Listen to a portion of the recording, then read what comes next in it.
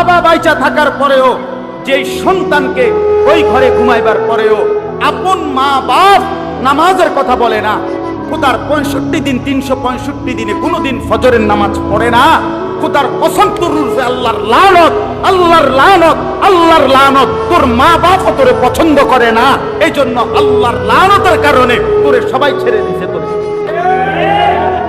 খোদার গজব করছে, গজব তোর রূপে আল্লাহর লানত করছে, না বুঝছ নাই, তোর রূপে খোদার গজব করছে। এই জন্য তোরে আর তোর মাও ডাকে না, তোর বাপেও ডাকে না, তোর বংশের কেউ তোরে আর নামাজের দিকে ডাকে না। আমি আমার বাচ্চাটাকেও ডাকি, আমি আমার বেবিকেও ডাকি, আমার 7 বছরের বাচ্চারও আমি ফজরের নামাজে তুইলা ওযু করাইয়া একসাথে বাপ ফুটে নামাজে পড়ি। চলেন আমি আমার ছেলেকে জিজ্ঞাসা করে, এতে মনে করছে রঙের গুড্ডি উড়াইতে আছে, কথা বুঝছে না, আমার তো কেউ কিছু কয় না। আরে তোর রূপে খোদার গজব দেখে না, তোরে কেউ ডাকে না। আল্লাহ থেকে যখন বান্দার থেকে যখন আল্লাহ পাক নজর সরায় ফেলে, তো পুরা মখলুকাত তারে অপছন্দ করে। হয়তো আল্লাহর নজর থেকে সরে গেছে, কথা বুঝছেন না, এই জন্য পুরা মখলুকাত থেকে সরে গেছে, কেউ তারে আর পছন্দ করে। ও একদিনও নামাজ পড়ে না, কেউ কিছু বলেন, আপনি কি মনে করেন কেন তার উপরে কেমন খোদার গজব পড়ছে? কেউ তারে কদ্দুর ডাকেও না, কেউ কদ্দুর জিঙ্গায়ও না, কিরে বেটা তুই যে এভাবে একটা মুসলমানের বাচ্চা যে এভাবে নষ্ট হয়ে যাইতেছ, ঘটনাটা কি তারে?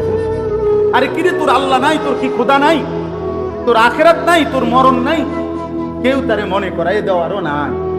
আপনি জিজ্ঞাসা করেন একটা ছেলের যে বাবা তুমি বলো তো, তুমি ছোটবেলা থেকে তোমার বাপের চুল কখনো এরকম দেখছো? তো তুমি এটা কি চুল রাখো? বলেন বলেন, যে তুমি যে এই অপদার্থের মতো চুল রাখছো, এই জঙ্গলি আফ্রিকান জঙ্গলির মতো, তোমার বাবা দাদা পূর্বপুরুষ, তোমাকে গ্রামের চাচা জেঠা খালু মামা ফুফা দাদা নানা, তোমার বংশের 14 গোষ্ঠীর কাউরে জীবনে দেখছো নিয়ে চুল? তাহলে তুমি কেমনে এদের থেকে একদম পৃথক হয়ে গেল? কে তোমারে তোমার পূর্বপুরুষ থেকে, তোমার ফ্যামিলি থেকে এরকম বিচ্ছিন্ন করে দিল? কথা বলেন, জিজ্ঞাসা করেন ছেলেটা যে বাবা তুমি কি ছোট্টবেলা থেকে এইটাই দেখছো যে তোমার বাবা দাদা, তোমার চাচা মামা ফুফা খালু এরা এক ওয়াক্ত নামাজ পড়ে না, এটাই দেখে বড় হইছো? তো তুমি যে এক ওয়াক্ত নামাজ পড়ো না, তুমি কি এই দেখেই বড় হইলা ছোট্টবেলা থেকে যে তোমার ঘরের কেউ, তোমার মা বাপ, তোমার বয়স্ক মুরব্বী চাচা জ্যাঠা এরা কেউ ফজরের নামাজ পড়ে না? তো তুমি যে কোনোদিন ফজরের নামাজ পড়ো না, তুমি যে কোনোদিন জানো না ফজরের নামাজের ওয়াক্ত কখন, তো তুমি এই অসভ্য জিন্দিগি, এই জঙ্গলি জিন্দিগি, এই সম্পূর্ণ বাঁধনহীন মন মতো জিন্দিগি, এটা কি জীবন? এ তো মানুষের জীবন না ভাইয়া, খোদার কসম এটা মানুষের জীবন না, এটা তো জানোয়ারের জীবন, এ তো চতুষ্পদ জন্তুর জিন্দিগি, যে জিন্দিগি বাঁধনহীন, যে জিন্দিগিতে আল্লাহর হুকুমের কোনো তোয়াক্কা নাই, রাসূলুল্লাহ সাল্লাল্লাহু আলাইহি সাল্লামের কোনো অনুসরণের কোনো পরোয়াই নাই, খোদার কসম এটা কোনো জীবন না, এটা অসুস্থ জীবন, এটা অনেক বড় ব্যর্থতা। হ্যাঁ, আল্লাহ তাআলা কোরআন কারীমের মধ্যে বলছেন, বন্ধু মনের ইচ্ছে মতো যে চলে, মনে রাখেন আপনি বলে দেন ওরা মানুষ নয়, ওরা শুধুই চতুষ্পদ জন্তু। ইনহুম ইল্লা কাল আনআম, যারা তাদের দিল কাজে লাগায় না, কান কাজে লাগায় না, চোখ কাজে লাগায় না, আল্লাহ বলছেন উলাইকা কাল আনআম, এরা জানোয়ার, এরা চতুষ্পদ জন্তু।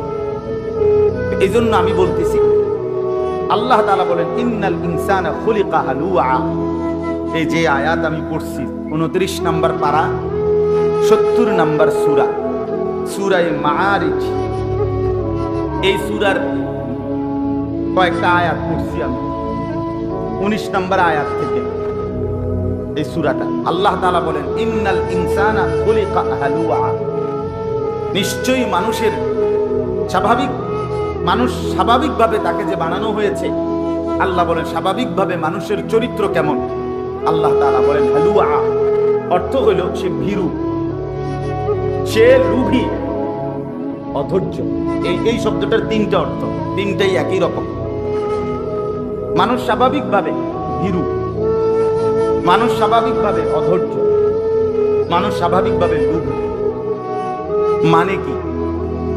মানে হইল মানুষ আল্লাহর উপরে আস্থা রাইখা, আল্লাহ তাআলার উপরে ভরসা কইরা, আল্লাহ থেকে বৈধভাবে, হালালভাবে, ন্যায়সঙ্গতভাবে পাওয়ার অপেক্ষায় সহ্য করতে চায়।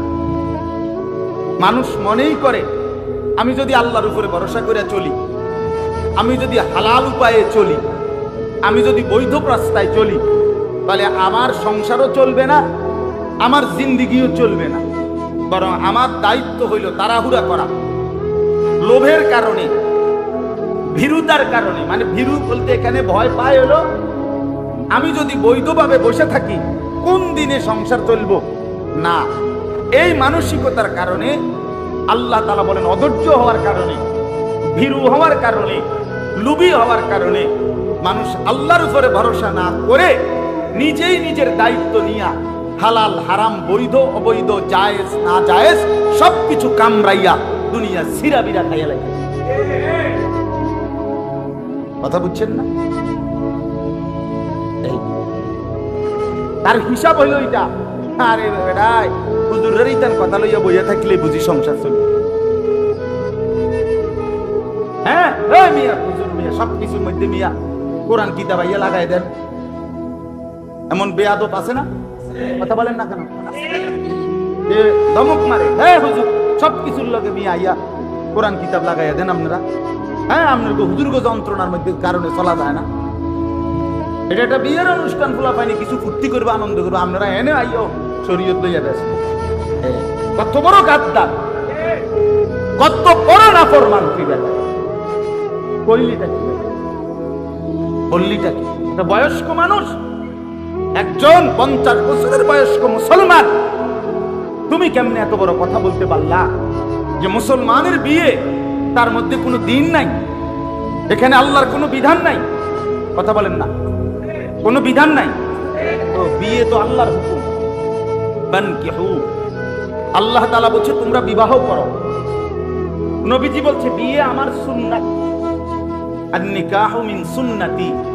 মানে একটা উদাহরণ দিলাম আমি, তাহলে বিয়ে আল্লাহর হুকুম, বিয়ে নবীর সুন্নত। যেটা আল্লাহর হুকুম সেটা কি ইবাদত না? কথা বলেন, যেটা নবীর সুন্নত এটা কি ইবাদত না? তো তাহলে ইবাদত আল্লাহ এবং তার রাসূলের পন্থায় হবে না আমাদের মন মতো হবে? তো তাহলে আমাদের বিয়ের অনুষ্ঠান আমাদের মন মতো হচ্ছে কেন? গায়ে হলুদ আল্লাহ এবং রাসূলের কোন সুন্নাত? 70,000 টাকার গেট, একই হাইয়েসের মধ্যে বেড়া বেড়ি একলগে যাইতে বইলা দেখি তা, একই প্যান্ডেলের ভিতরে বেটা বেটি একসাথে খায়, হাসি রসিকতা, পুরা বাড়ির মহিলাগুলো অসভ্য, বেপর্দা বেহায়া নারী ছেড়ে দিছে মনে হয় যেন সবাই সবার ঘর থেকে। আজকে বিয়ে, আজকে কোনো শরীয়ত নাই, আজকে কোনো দিন নাই, আজকে কোনো আল্লাহর হুকুমের কোনো তোয়াক্কা নাই। যার যেভাবে মন চায় ছবি উঠাও, ভিডিও করো, বেড়া বেড়ি ফুলা মাইয়া মেয়েরে জেনে সাজায়, সেখানে ছেলে গিয়ে ভিডিও করতেছে, ছবি উঠতেছে, হাসি রসিকতা ঠাট্টা মস্কারি, শালা দুলাভাই, শালি দুলাভাই, বাহ তামাশা। আর ওই বুড়া মিয়া, ওই ছেলের বাবা, মেয়ের বাবা, এই এরা ফিকির শুধু দৌড়াইতে আছে, বাতিনি কোনো শর্ট খায়, বস্তুনি কোনো টান খায়, দইনি কোনো কষ্ট হইয়া যায়, হালাতনি না হয়ে শেষ হইয়া যায়। কারণ যেই পরিমাণ নাফরমান আল্লাহর নাফরমানি করতেছে, ভাত তো বেশি লাগবে, ভাত তো বেশি লাগবে। এই জন্য ওই লোকের ফিকির হইল ভাত লইয়া, আর এখানে চলতেছে বদ্দিন। হায় রে মুসলমান, হায় রে মুসলমান। এই জন্য আল্লাহ তাআলা বলেন মানুষগুলো যদি স্বাভাবিকভাবে ছেড়ে দেয় তো তার স্বাভাবিক চরিত্র হলো ভীরু, লোভী, অধৈর্য, আল্লাহর উপরে ভরসা রাখতে চায় না, আল্লাহর উপরে নির্ভর হতে চায় না, নির্ভর হতে চায়। হুজুর আপনার কথা মতো টানা 2 মাস দোয়া করছি, কত কইছি আল্লাহরে, কত ডাকছি, শেষে বুঝি হইতো না। এই জন্য নিজের চিন্তা নিজেই করতে উনি বুঝছে যে আর হইতো না। এই জন্য আল্লাহরে বলে দিছে, আল্লাহ ছেলেটার বয়স হয়ে গেছে 18 বছর 20 বছর, এখনো যদি তারে আমি আপনার হাতে ছেড়ে ভরসা করে ছেড়ে রাখি তাহলে হইতো না। এই জন্য আমি চিন্তা করছি আপনার আর ঝামেলা না দিয়া আমি সুদে টাকা নিয়া, কিস্তিতে টাকা নিয়া আমার ফুতা আমি মানুষ করি। কথা বুঝছেন না? হে আল্লাহরে এটা বলে নাই? আরে এই লোক কি আল্লাহকে এটাই তো বলছে যে আপনি কোনো পারতেন না, আপনার তো ঝামেলা শেষ নাই, আমি আমার ফুতের বিষয়টা দেখি। নাইলে আপনি কেমনে হারামের টাকা নিলেন বলেন? আপনি কিভাবে নিলেন? হারাম দিয়ে সন্তান মানুষ করে কেমনে? পায়খানা দিয়া মানুষের পবিত্র করে কেমনে? পেশাব দিয়া মানুষের গাও ধোয় কেমনে? কথা বলেন না কেন? কারো গায়ে যদি পেশাবের বালতি ঢেলে দেয় তো তার গা তো, শরীর তো পরিষ্কার হয়ে যাবে না? পায়খানা ঢাইলা দিলে তার শরীর তো পরিষ্কার হয়ে যাবে না? তো হারামের টাকা দিয়ে, সুদের টাকা দিয়া, কিস্তির টাকা দিয়া, ঘুষের টাকা দিয়া, ওজনে কম দিয়ে, মিথ্যা বলে, বাটপারি সিটারি করে কামাই করা, আরে মুসলমান সন্তান মানুষ হবে কেমনে? ফ্যামিলি মানুষ হবে কেমনে? এত বড় ধোঁকা যে তোমারে দিয়েছে তার নাম শয়তান ছাড়া আর কিচ্ছু হইতে পারে না। তোমারে শয়তানে ধোঁকা দিছে, শয়তানে, শয়তান তোমারে ইবলিসে ধোঁকা দিছে, শয়তান তোমারে বোকা বানায় দিছে। যে ধান্দা করলেন, আল্লাহর উপরে ভরসা ছেড়ে দিলেন। মোমেন তো প্রত্যাশা মতো আসুক বা না আসুক, আমার জীবনের যা চাহিদা আমি এটা পাই বা না পাই, আমার প্রত্যাশা মতো যা চাওয়া পাওয়া আমি এটা পাই কিংবা না পাই, উভয় অবস্থাতেই আমাকে ভরসা করতে হবে কার উপরে? আমি তো আমার আল্লাহ থেকে ছুটতে পারবো। 18 বছর যদি রোগে ফেলাইয়া রাখছে তো আইয়ুব আলাইহিস সালাম আল্লাহকে ডাকছে। 70 বছর আগে সুখে ছিল তবু আল্লাহকে ডাকছে, সমান তালে ডাকছে। আইয়ুব আলাইহিস সালাম আমরা কিতাবে পড়ছি, আল্লাহকে জিজ্ঞেস করছিলেন, রব্বুল আলামিন আপনি আমারে এই 12 বছর কিংবা 18 বছর রোগে যে ফেলে রাখলেন, আপনি এমনি কি লাভ হইছে? আপনার কত কইলে ভালো আছে। আইয়ুব নবী আল্লাহকে জিজ্ঞেস করছিল সুস্থ হওয়ার পর। আমি আরবি কিতাবে পড়ছি এটা। তো আল্লাহ তাআলা বললেন, আইয়ুব 70 বছর তুমি আমারে সুস্থ অবস্থায় ছিলা যখন আমারে খুব ডাকছো, আমি তোমার উপরে নারাজ না, তুমি আমার বন্দিগি, আমার জিকির সবই ঠিক মতোই করছো, আমি নারাজ হয়ে তোমারে শাস্তি দেই নাই, বরং 12 বছর কিংবা 18 বছর তোমাকে রোগে ফেলে রাখলাম, এই সময়ও তুমি আমারে সমান তালে ডাকছো, আমার বন্দিগি ছাড়ো নাই। তবে মজার বিষয় হলো আইয়ুব, আমি আল্লাহ আমার জাতের কসম করে বলি, 70 বছর সুখের সময় তুমি যে আমারে ডাকছো, তার চাইতে 12 বছর কিংবা 18 বছর দুঃখ মুসিবত আর রোগের মুহূর্তে যে তুমি আমারে ডাকছো, আমি আল্লাহর কাছে এই ডাক বেশি মজা লাগছে। বেদনা ভরা ডাক, আঁসু ভরা ডাক, চোখের পানি ঝরানো ডাক আমার কাছে বড় মায়া লাগতো, বড় বেশি ভাল লাগতো। রোগে সুখে পড়ে তুমি যখন আমারে ডাকতা তখন আমি আল্লাহ তাআলা খুব মজা পাই। তো আল্লাহ তাআলা বলেন, ইন্নাল ইনসানা খুলিকা হালুআ, মানুষগুলোর স্বাভাবিক চরিত্র হলো মানুষ ভীরু, মানুষ লোভী, মানুষ অধৈর্য, অল্পতেই আল্লাহর উপর থেকে ভরসা সরিয়ে ফেলে, আল্লাহর উপর থেকে নির্ভরতা হারিয়ে ফেলে। হাদিসের মধ্যে আছে, আল্লাহর নবী সাল্লাল্লাহু আলাইহি সাল্লাম বলেন, ওয়াল্লাহি লা ইয়াহমিলান্নাকুম ইসতিবতাউর রিজক ফি মাআসিল্লাহ। নবীজি বলেন, শোনো বান্দা উম্মত, আল্লাহর কসম করে বলি, তোমাদের উপরে আল্লাহর দেওয়া রিজিক, আল্লাহর পক্ষ থেকে যা কিছু বৈধ হালাল বরাদ্দ, ওটা দেরিতে আসতেছে বলে, দেরি হচ্ছে বলে তোমরা আল্লাহর নাফরমানি গুনাহে লিপ্ত হয়ে যেও না, লিপ্ত হয়ে যেও। কেন? নবীজি বলেন, ফাইন্নাহু লা ইয়ামুতা নাফসান হাত্তা তাস্তাকমিলা রিজকাহা। কেন? শোনো, নিশ্চয়ই কোনো মানুষ, কোনো আত্মা মরবে না তার জন্য বরাদ্দকৃত রিজিক পূর্ণ না করি, তার জন্য বরাদ্দকৃত রিজিক আসবেই, কোনো সন্দেহ নেই, কোনো সন্দেহ নেই। এই জন্য আল্লাহ তাআলা বলেন মানুষের স্বাভাবিক চরিত্র হলো মানুষ ভীরু, মানুষ লোভী, মানুষ অধৈর্য। এবার আল্লাহ বলেন কেমন মানুষ? আরেকটা হলো ইদা মাসসাহু শাররু জাযুআ, যখনই একটু সব কিছু ঠিক মতো চলতেছে সুস্থ স্বাভাবিক, কামাই রোজগারি আছে, সবকিছু ঠিকঠাক, কিন্তু যখনই আমি কখনো মাঝে মধ্যে একটু মুসিবত দেই, তার মধ্যে কোনো মুসিবত আসে, রোগ শোক পেরেশানি, আর্থিক অনটন অথবা ব্যবসা মন্দা ইত্যাদি কোনো কিছু একটু বিপদ মুসিবত পেরেশানি দেই, আল্লাহ তাআলা বলেন 10 বছর পরেও 3 বছর পরেও 6 বছর পরেও যদি একটু মুসিবত দেই পেরেশানি দেই, এক কথায় জাযুআ, নিরাশ হয়ে পড়ে, হতাশ হয়ে পড়ে, শেষ, আমি শেষ। কি সে ভাই আপনি কিতা শেষ কিতা?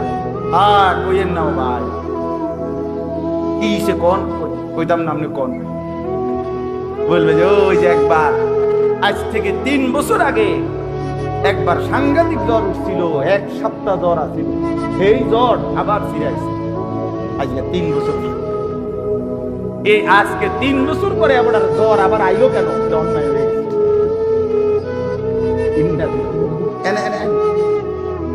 এখানে আসে না, এনে বই আরাম, আমি তো দেখি নাই আপনাকে, এনে আসে নাকি চেয়ার দিবেনি আলাদা? তো কি বললো?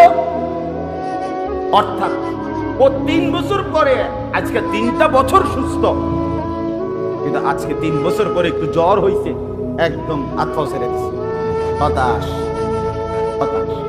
আজকে 6 বছর ব্যবসা সুন্দর চলতেছে, 6 বছর পরে আজকে 6 মাস বা 2 মাস হয়তো বেচা কেনা একটু কি হয়ে গেছে, কম হয়ে গেছে, আগের মতো হচ্ছে না।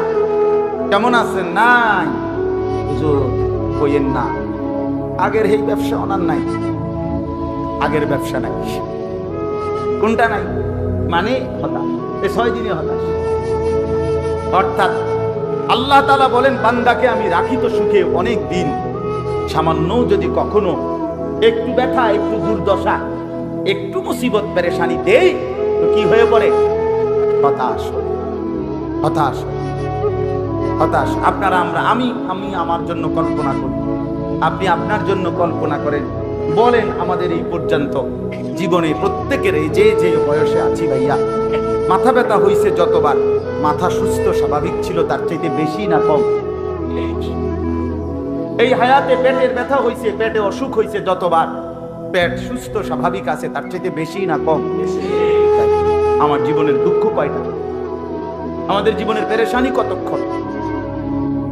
আমরা তো সুখেই আছি বেশি, আমরা তো সুস্থই আছিলাম বেশি, আমরা তো স্বাভাবিকই আছি বেশি। কিন্তু এরপরেও আল্লাহ বলেন বান্দা যখন আমি আল্লাহর বাঁধন থেকে মুক্ত হয়ে যায়, আমার রসুলের সুন্নাহ থেকে বঞ্চিত হয়, আল্লাহর ইবাদত বন্দিগি থেকে বিশ্বাস করেন, এটা জরুরি মনে রাখবেন। মানুষ যখন আল্লাহর ইবাদত, আল্লাহর বন্দিগি, আল্লাহর দ্বীন মানা থেকে যখন আলগা থাকে, তখন মানুষের অবস্থা বাস্তবিকই এটা হয় যে সে তখন দুনিয়াটা ছিঁড়াবিরা কামড়াইয়া নিতে চায়, সে দেরি সহ্য করে না, অধৈর্য হয়ে থাকে। কারণ এত হুজুর এত কথা ধরলে হবে, এত এ সমস্ত হালাল পন্থায় চললে হবে না, এখন দরকার আমার, এখন তাড়াতাড়ি দরকার। আর যখনই প্রত্যাশা মতো একটু হুচট খায়, হতাশ হয়ে পড়ে। আর আল্লাহ বলেন ওয়া ইদা মাসসাহুল খায়রু মানুআ, তৃতীয় স্বভাব, যখন তার অবস্থা ভালো থাকে, সচ্ছলতা থাকে, প্রত্যাশা মতো সবকিছু হয়, মানুআ, তখন আমি আল্লাহর হক আদায় করতে কৃপণতা করি। আছে যাকাত দিতে বলবেন মাতেরা, আছে হজ করতে বলবেন, আছে আল্লাহর হক আদায় করতে বলবেন, সুস্থ স্বাভাবিক নামাজ পড়তে বলবেন, বন্দেগী করতে বলবেন না। আল্লাহ বলেন যখন সচ্ছল রাখি, সুস্থ রাখি, কল্যাণে রাখি, স্বাভাবিক রাখি, মানুআ, তখন আমার হক আদায় করতে নিষেধ করে। সময় নাই, সময় নাই, নামাজের এখন আর টাইম নেই, তা বেচতে বেচতে নামাজের সময় নেই। আর এদের বুড়ে রে অটো চালায় বেটা, তে বেটারও সময় নেই। বন বেচে, বুট বেচে, বাদাম বেচে, চটপুটি বেচে।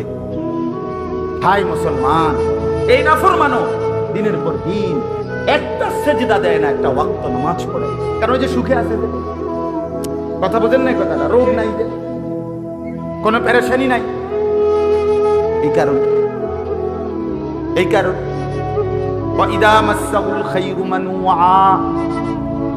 এই যে ছেলেরা দেখেন সুস্থ স্বাভাবিক, মাথার চুল থেকে পায়ের নখ পর্যন্ত সবকিছু ঠিক আছে, হাত পা শরীর অঙ্গ প্রত্যঙ্গ একদম সুস্থ, মানুষের যৌবন, মানুষের কুওয়াত।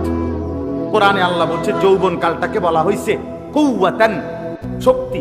শক্তি মানেই যৌবন, যৌবন মানেই শক্তি। শিশুকাল এ তো দুর্বল, বৃদ্ধকাল এটাও দুর্বল, মাঝখানে শক্তির কাল কোনটা? যৌবন কাল। তো শক্তিটা তো আল্লাহ বলেন আমি দিছি।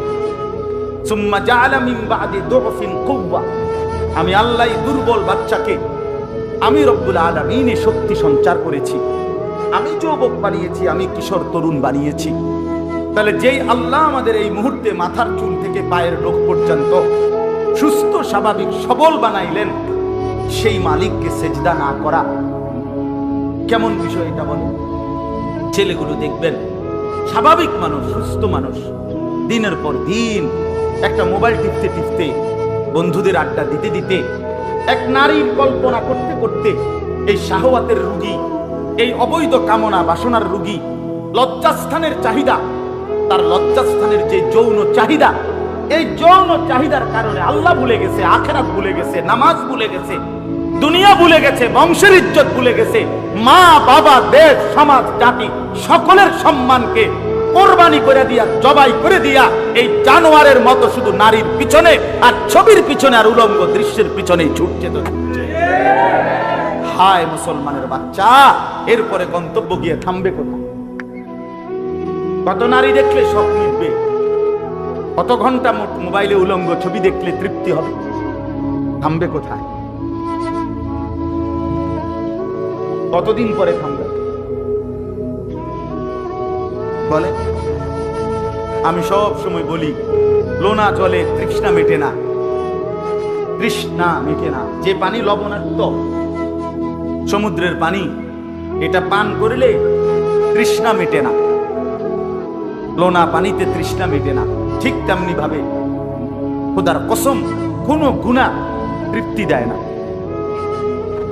গুনাহ কি দেয় না? তৃপ্তি দেয়। এক সাগর মদ খাইলো, ওই মদখোর তৃপ্ত হয় না। সারা পৃথিবীর সমস্ত নারী উলঙ্গ দেখলেও ওই জন্তুর তৃপ্তি হয় না, শারীরিক। কিন্তু যার স্ত্রী হালাল আছে, সে একজন পবিত্র স্ত্রী নিয়েই 70 বছর পার করে, তার একজন দিয়ে চলে। যে হালাল পবিত্র পানি পান করে, তো সে 3 চুমুক পানি পান করলেই তার তৃষ্ণা কি হয়ে যায়? এজন্য গুনাহ তৃপ্তি দেয় না। তো আল্লাহ তাআলা বলেন, আমার বান্দার স্বাভাবিক হালাত হলো 3টা। এক, সে অধৈর্য, ভীরু, লোভী, আমি আল্লাহর উপরে ভরসা রাখতে চায় না। অথচ মুমিনের কাছে আল্লাহর চাওয়া, মুমিন সর্বাবস্থায় ভরসা করবে কার উপরে? ওয়ালা রাব্বিহিম ইয়াতাওয়াক্কালুন। আল্লাহ বলেন ঈমানদার তো তারা যারা তাদের রবের উপরেই ভরসা করে। কুল্লান মুসিবানা ইল্লা মা কাতাবাল্লাহু লানা হুয়া মাওলানা ওয়া আলাল্লাহি ফালিয়াতাওয়াক্কালিল মুমিনুন। আল্লাহ বলেন, বন্ধু আমার, নবী আমার, আপনি বলে দেন, ঈমানদার বান্দাদেরকে বলে দেন, শোনো আমার উম্মত, কোন মুসিবত, কোন বিপদ আমাদের উপরে আসবে না।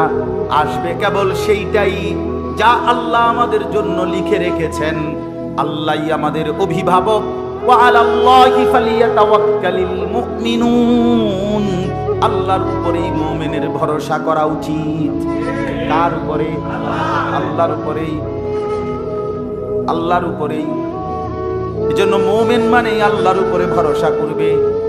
এই ভরসা, আল্লাহর সাথে সম্পর্ক যার ছুটে যায়, আল্লাহকে যে ভুলে যায়, আল্লাহর বন্দিগি যে ছেড়ে দেয়, আল্লাহর গোলামি যে ভুলে যায়, আল্লাহর কোরআন থেকে সম্পর্ক যার বিচ্ছিন্ন হয়, সে কিন্তু কোনোভাবেই আল্লাহর উপরে ভরসা করতে পারে না, সে কোনোভাবেই হালালের দ্বারা চলে না।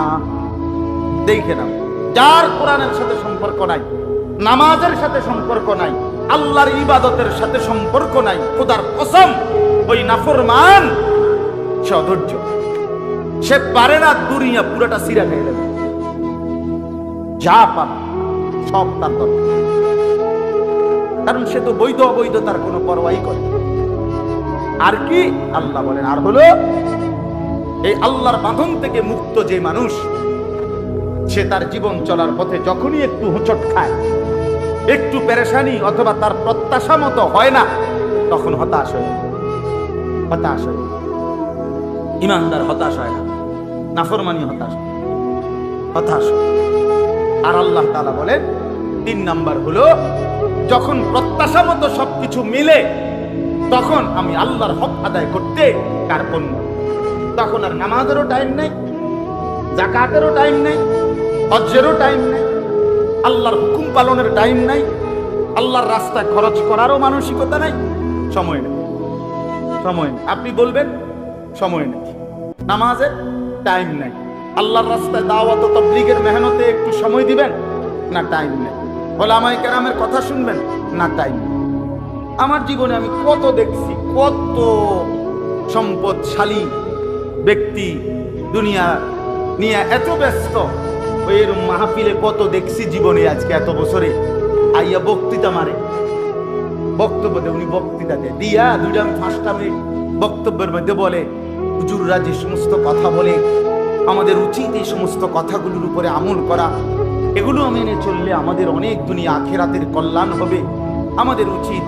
তো আচ্ছা ঠিক আছে, আপনারা মনোযোগ দিয়ে শুনেন, আমার একটু ব্যস্ততা আছে, আমি একটু যেতে হচ্ছে। আরে মাতব্বর রে, আপনার একটু ব্যস্ততা আছে, আপনাকে যেতে হচ্ছে, আপনি কি আর কোনোদিন কবরে যাইতেন না? না,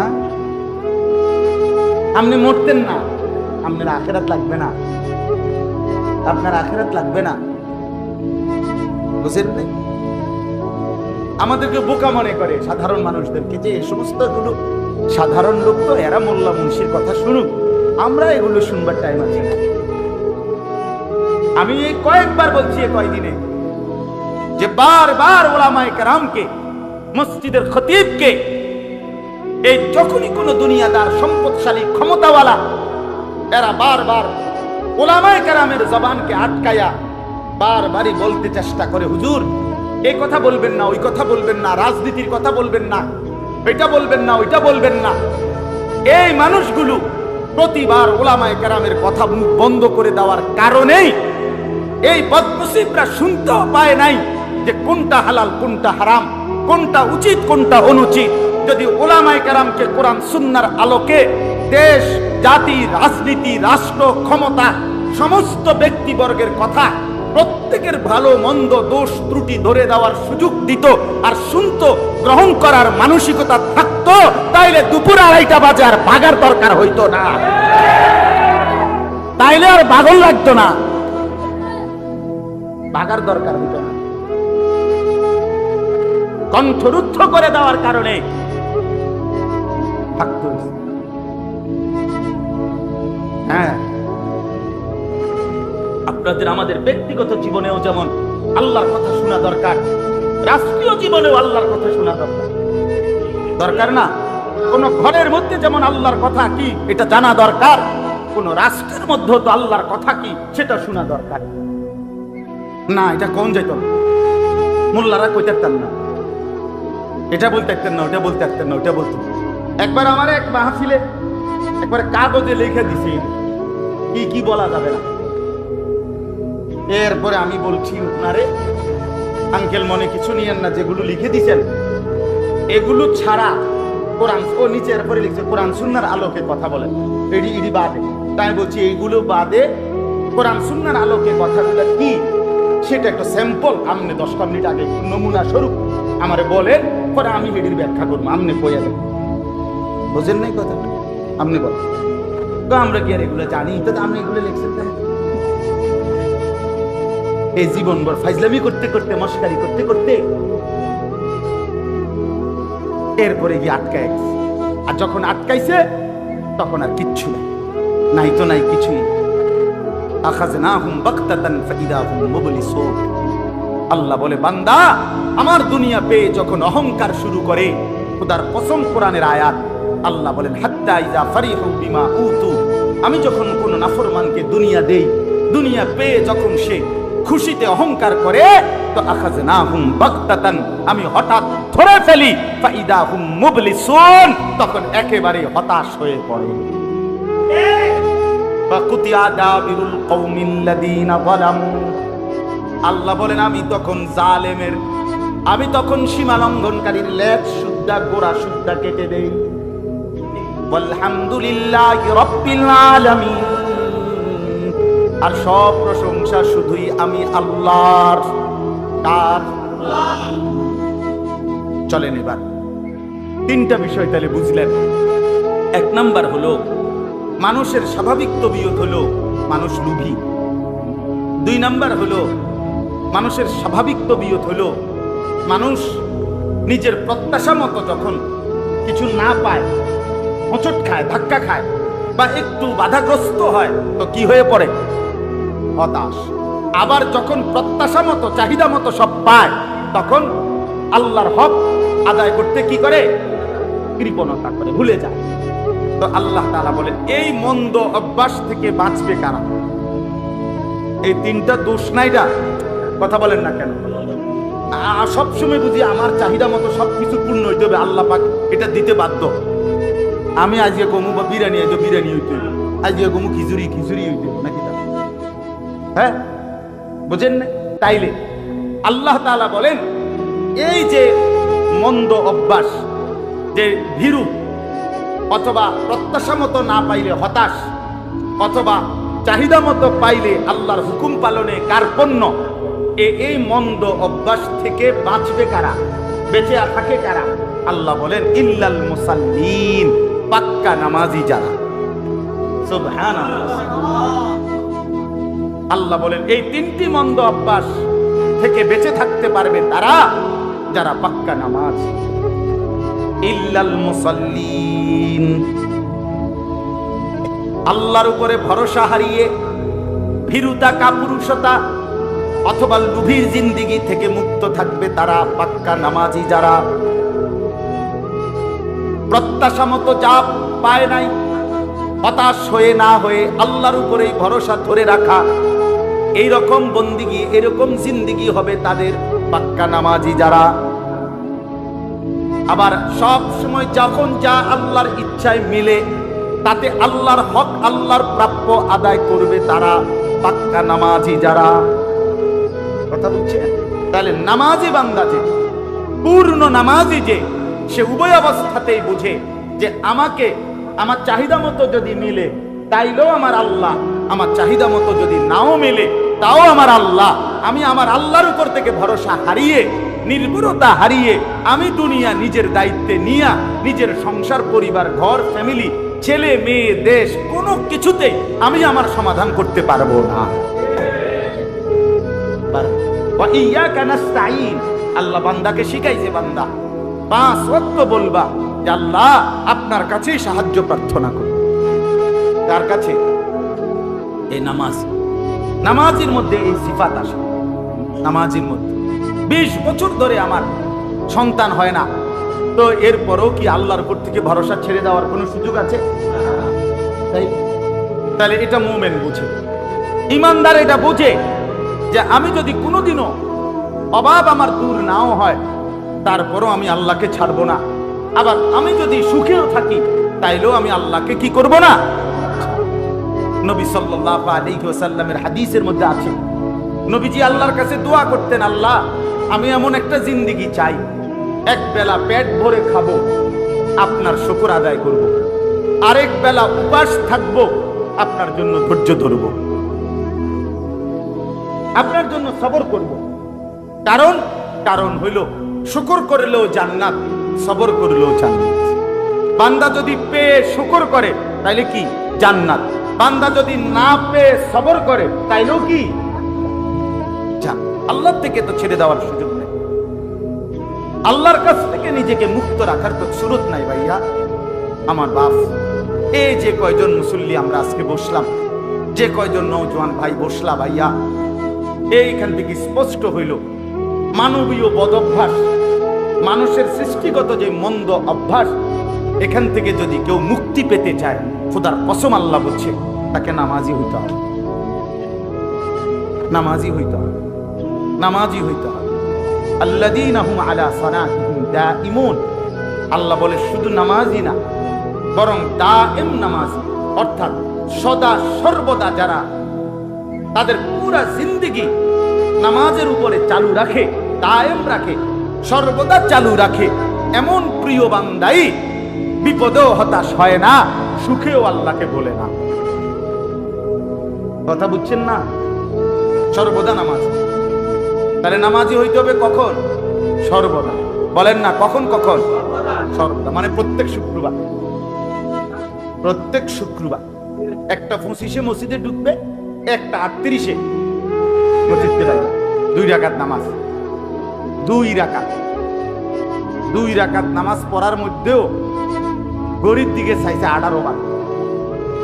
আর দরজার ওইখান থেকে পিছনে বাহিরে, মসজিদের বাইরে ইবলিস শয়তান তারে শিক্ষা দিয়ে ডাকতেছে, আরে তোর মতো বেটা হচ্ছে এতক্ষণ মসজিদে বইয়ে থাকল না, তাড়াতাড়ি বাইরো বেটা, তাড়াতাড়ি বাইরো।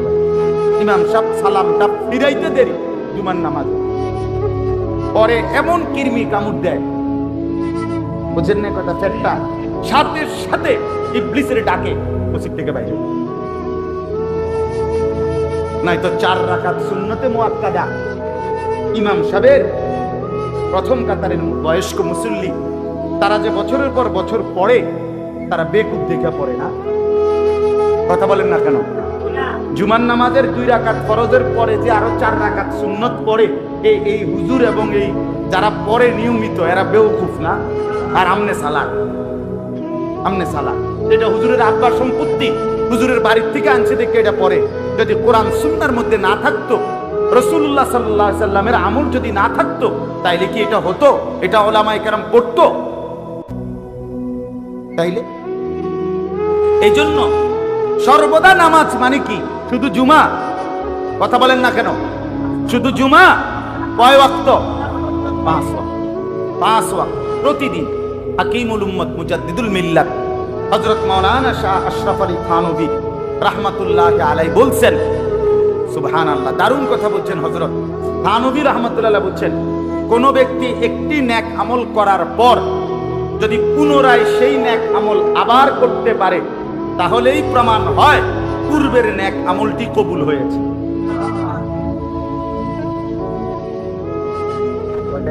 আমি এখন এমনি শেষ করে দেব, ওই 45 আমার বয়ান শেষ, আমি দেখ 45 পর্যন্তই বয়ান, অসুবিধা নেই। 45 বাজছে এখন, জি।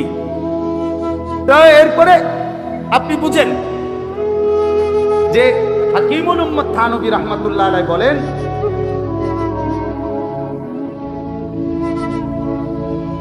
আপনার থানভী রাহমাতুল্লাহ আলাইহি বলছেন, একটি আমল কবুল হওয়ার পরে এটার প্রমাণ যে আল্লাহ তাআলা তাকে পুনরায় ওই আমলটি করার তৌফিক দেন। এই জন্য যার ফজর কবুল হয়েছে, আল্লাহ তাকে জোহর পড়ার তৌফিক, যার জোহরের নামাজ কবুল হয়েছে, আল্লাহ তাকে আসর পড়ার তৌফিক, যা একবার সুবহানাল্লাহ বলছে, তো আল্লাহ যখন এটা গ্রহণ করে তো দ্বিতীয়বার বলার তৌফিক দান করে। তাহলে এই যে যারা মুসল্লিগুলো শুধু শুক্রবারে 2 রাকাত জুমার নামাজ পড়ে, এই বেড়া এই বেড়া যে এই দিনকার আসরও পড়ে না, মাগরিবও পড়ে না, ফজরও পড়ে না, এইতে বেড়ার জুমার নামাজের কি দশা? কাকা আমরা বুঝি না, আমরা কি চিরা খাই? দোস্ত তোমরা যারা চালাক, হ্যাঁ, চুলের কেবল পিছনের দিকে ফিরাইলেই বুদ্ধিমান, হ্যাঁ, মানুষের বেডি চাইলেই চালাক, হ্যাঁ, মোবাইল টিপতারলে চালাক, আব্বাই কিছু বলে না, মায় কিছু বলে না, গ্রামের কেউ কিছু বলে না, তুমি মাস্তানি করো, মাতবরি করো, অহংকার করো, পাগলের মতো ছাগলের মতো হাঁটো, তোমারে কেউ ডাক দেয় না, আল্লাহর কথা বলে না, নামাজের কথা বলে না। আমি তো পরিষ্কার বলি, পরিষ্কার, এই ছেলে শোন বেটা, যাকে তার মা বাইচা থাকার পরেও, বাবা বাইচা থাকার পরেও, যেই সন্তানকে ওই ঘরে ঘুমাইবার পরেও আপন মা বাপ নামাজের কথা বলে না, খোদার 65 দিন 365 দিনে কোনোদিন ফজরের নামাজ পড়ে না, খোদার কসম তোর রূপে আল্লাহর লানত, আল্লাহর লানত, আল্লাহর লানত, তোর মা বাপ তোরে পছন্দ করে না, এই জন্য আল্লাহর লানতের কারণে তোরে সবাই ছেড়ে দিছে, তোরে খোদার গজব করছে, গজব তোর রূপে আল্লাহর লানত করছে, বেটা বোঝস নাই বেটা, তোর রূপে খোদার গজব করছে। এই জন্য তোরে আর তোর মাও ডাকে না, তোর বাপেও ডাকে না, তোর বংশের কেউ তোরে আর নামাজের দিকে ডাকে না। আমি আমার বাচ্চাটাকেও ডাকি, আমি আমার বিবিকেও ডাকি, আমার 7 বছরের বাচ্চারও আমি ফজরের নামাজে তুইলা ওযু করাইয়া একসাথে বাপ ফুটে নামাজে পড়ি। চলেন আমি আমার ছেলেরে জিজ্ঞাসা করে, এটা মনে করছে রঙের গুড্ডি উড়াইতে আছে, কথা বুঝছে না, আমারে তো কেউ কিছু কয় না। আরে তোর রূপে খোদার গজব দেখে না, তোরে কেউ ডাকে না। আল্লাহ থেকে যখন বান্দা থেকে যখন আল্লাহ পাক নজর সরায় ফেলে, তো পুরা মখলুকাত তারে অপছন্দ করে। হয়তো আল্লাহর নজর থেকে সরে গেছে, কথা বুঝছেন না, এই জন্য পুরা মখলুকাত থেকে সরে গেছে, কেউ তারে আর পছন্দ করে। ও একদিনও নামাজ পড়ে না, কেউ কিছু বলেন, আপনি কি মনে করেন বেটা তার উপরে কেমন খোদার গজব পড়ছে? কেউ তারে কদ্দুর ডাকেও না, কেউ কদ্দুর জিঙ্গায়ও না, কিরে বেটা তুই যে এভাবে একটা মুসলমানের বাচ্চা যে এভাবে নষ্ট হয়ে যাইতেছ, ঘটনাটা কি তারে? আরে কিরে তোর আল্লাহ নাই, তোর কি খোদা নাই, তোর আখেরাত নাই, তোর মরণ নাই, কেউ তারে মনে করাই দেওয়ারও নাই। এত তো বদনসিব। এই জন্য দয়া করে আল্লাহ পরিষ্কার বলছেন, ইল্লাল মুসাল্লিন আল্লাযীনা হুম ফি আলা সালাতিহিম দাঈমুন। আল্লাহ বলেন যারা দায়েম সদা সর্বদা নামাজ আদায় করে, আমার সেই বান্দাগুলো যাবতীয় মানবীয় দোষ ত্রুটি থেকে মুক্ত থাকে। ওয়াল্লাযীনা ফি আমওয়ালিহিম হাক্কুম মালুম।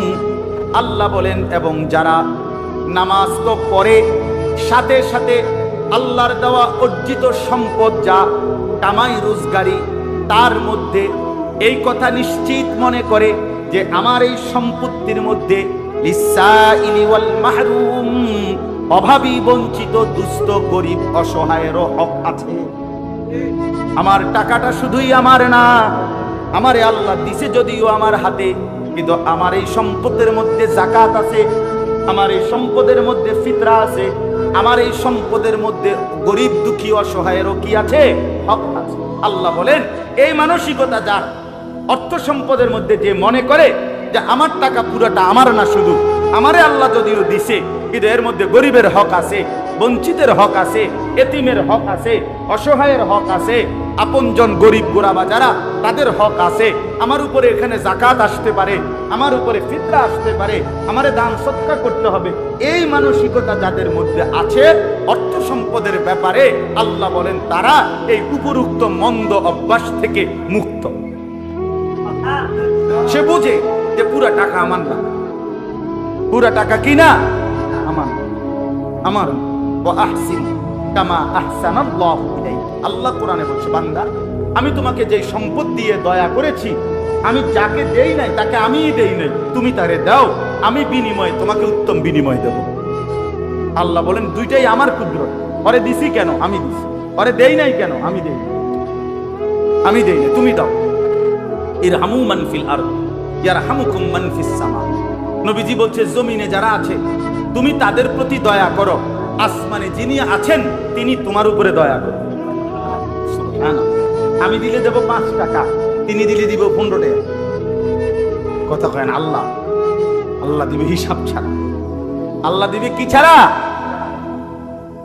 ওয়াল্লাযীনা ইউসাদ্দিকুনা বিয়াউমিদ্দিন।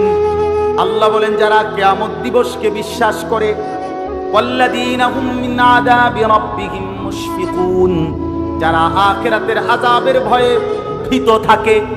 ইন্না আযাবা রাব্বিহিম গায়রু মা'মুন, যারা আল্লাহর আযাব থেকে কখনোই নিজেকে নিরাপদ মনে করে না, শত ইবাদত বন্দিগির পরেও যারা মনে মনে ডরে ডরে ভয়ে ভয়ে থাকে, যদি আমার আল্লাহ আমার বন্দিগি কবুল না করে, তাইলে আমার জন্য তো জাহান্নামের আযাব ছাড়া আর কিছুই নাই। আল্লাহ বলেন, এমন ভয় ভয় যেই বান্দা আমি আল্লাহর বন্দিগি ঠিক মতো করে, আমি আল্লাহ ওয়াদা দিলাম, ঘোষণা দিলাম, তারা লোভ থেকে, অধৈর্য হওয়া থেকে, মানবীয় ত্রুটি বিচ্যুতি থেকে মুক্ত থেকে আমার সন্তুষ্টি নিয়েই জান্নাতি হয়ে যাবে। আল্লাহ আমাদেরকে নামাজি হওয়ার তৌফিক দান করেন। আল্লাহ আমাদেরকে আল্লাহর রাস্তায় খরচ করার মতো যোগ্যতা দান করেন। আল্লাহ তাআলা আমাদেরকে আখিরাত মনে রাখবার মতো তৌফিক দান করেন। আমার যুবক ছেলেরা, ভাই রাগ হইও না দোস্ত, আমার বন্ধু, আমার নওজোয়ান, হায়াতের উপরে কদর করো। কেউ তোমারে যদি কিছু না বলে, ভাইয়া চিন্তা করো, ভাই কি ব্যাপার, আমি কেমন জিন্দিগি চলতেছি যে জিন্দিগিতে কেউ আমারে ডাক দেয় না, কেউ আমারে ডাক দেয় না। এমন যেন না হয় ভাইয়া, এমন যেন না হয়। দিনের পর দিন নামাজ ছুটে গেল, মনেও পড়ে না, কেউ বলে না। এটা লাআনতের জিন্দিগি, লাআনতের জিন্দিগি। একটার পর একটা গুনাহ করছে, অথচ ছেড়ে দেওয়ার মতো কথা মনেও আসে না। এটা অভিশপ্ত জিন্দিগি, অভিশপ্ত জিন্দিগি, অভিশপ্ত জিন্দিগি। কারো গায়ে আপনার একটা ম্যাচের কাঠির আগুন লাগছে, তো সাথে সাথে নড়ে উঠে, সে তো সাথে সাথে ব্যথায় আগুনের কারণে লাফ দিয়ে ওঠে। কিন্তু একটার পরে প্রতিটা গুনাহ একটা আগুন, তাহলে আগুন একটার পর একটা তার লাগতেছে, অথচ বিনিময়ে সে নড়েও না, চড়েও না। তার ভিতরে কত মানসিকতাও আসে না যে আমি আল্লাহর নাফরমানি করছি, গুনার মধ্যে লিপ্ত আছি। এটা কেমন জিন্দিগি? এজন্য দয়া করে আজকে আমার এইটুকু কথা, আমরা যেন আল্লাহর কোরআন, রাসূলের সুন্নাহ, বিশেষ করে আল্লাহর বন্দিগি, বিশেষ করে 5 ওয়াক্ত নামাজ থেকে মুক্ত না থাকি, বরং নামাজকে মুক্ত মজবুতের সাথে ধরে ইনশাআল্লাহ জীবনটা আল্লাহ এবং রাসূলের পছন্দ অনুযায়ী চলবে ইনশাআল্লাহ। আল্লাহ তাআলা আমাদের সবাইকে নামাজি হওয়ার তৌফিক দান করেন। একটা ছোট্ট অনুরোধ আছে, ছেলেরা অনুরোধ করছে আজকের এই মাহফিলে আপনাদেরকে সামান্য একটু সহযোগিতা করতেন। দয়া করে কষ্ট করে ইন্তজাম করছে, প্রত্যেকে 2টা মিনিট পকেটে হাত দেন, যেটুকু সম্ভব হয় ভালোবাসা ছেলেদেরকে উৎসাহিত করার জন্য। মুসলমানের নওজোয়ানরা মাহফিলটার আয়োজন করেছে, বড় সড়ো আয়োজন হয়েছে, অনেক বুজুর্গ উলামায়ে কেরাম, আমার বড় ভাই সহ সব বড় বড় উলামায়ে কেরামকে দাওয়াত দেওয়া হয়েছে। তো বড় প্যান্ডেলে বাহিরেই হতো, বৃষ্টির কারণে হয় নাই। আপনাদের কাছে মেহেরবানি করে অনুরোধ করছি, ফিরায়া দিয়েন না, আল্লাহর জন্যই খরচ করেন। আপনার সম্পদ থেকে আল্লাহ তাআলা আমাদের প্রত্যেককে তৌফিক দান করেন। ভালোবেসে মহব্বত করে নিজেরা অল্প অল্প করে হলেও মাহফিলের জন্য একটু সহযোগিতা করেন। আল্লাহ তাআলা আপনাদেরকে উত্তমভাবে কবুল করেন, তৌফিক দান করেন, আমিন। আমার মাদ্রাসায় 12ই অক্টোবর, এই শনিবারের পরের শনিবার, দ্বিতীয় শনিবার প্রতি মাসের মাসিক ইসলাহি মাহফিল হয় ময়নামতি সাহেবের বাজার ক্যান্টনমেন্ট থেকে উত্তর দিকে, আসর থেকে এশা পর্যন্ত, আর সকাল 10টা থেকে 12:30 মহিলাদের জন্য বয়ান হয়। আপনাদের দাওয়াত, সুযোগ থাকলে যাওয়ার চেষ্টা করবেন। আমার শায়েখ আল্লামা মুফতি মুশতাকুর নবী সাহেব হুজুর সেখানে বয়ান করবেন, আমরাও থাকবো। আল্লাহ তৌফিক দান করেন। 12ই অক্টোবর